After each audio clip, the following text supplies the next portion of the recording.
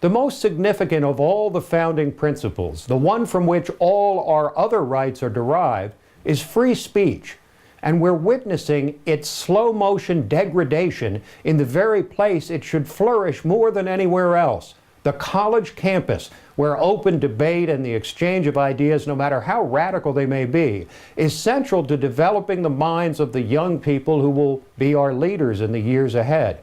The almost unimaginable spectacle of free speech zones, most of them minuscule, have been set up on more and more campuses. There are multiple cases of conservative commencement speakers being disinvited because they don't toe the political correct line. After the shooting of Michael Brown in Ferguson, Penn State held 2 days of die-ins, with the president of the university posing with students with his hands up, even though it's now been proven that hands up, don't shoot was a canard. A feminist studies professor at the University of California, Santa Barbara, assaulted a 16-year-old pro-life activist who was displaying literature on campus. And students on more than one campus were actually stopped from handing out copies of the U.S. Constitution in a free speech zone on Constitution Day.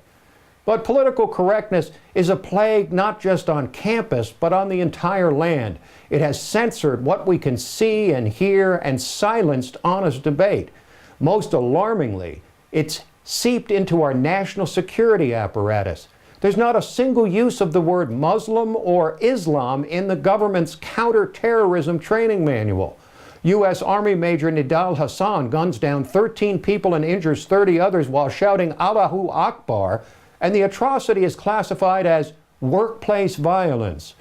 PC has seeped into the culture and faith and traditions that have shaped the country. You can't say Merry Christmas in public, even in a non-religious context anymore, only Happy Holidays. A school in Seattle renamed its Easter eggs Spring Spheres. Denver high school students held a mass protest at the idea of teaching history in a way that promotes citizenship and patriotism. PC has gotten us to say and do things that wouldn't have passed the laugh test just a few years ago.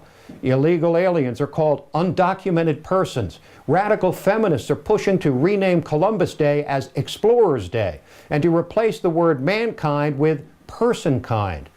Climate change is termed settled science, so the drastic measures needed to address it are not subject to debate. The state of Maine ruled that a school discriminated against a transgender boy by denying him access to the girls' bathroom.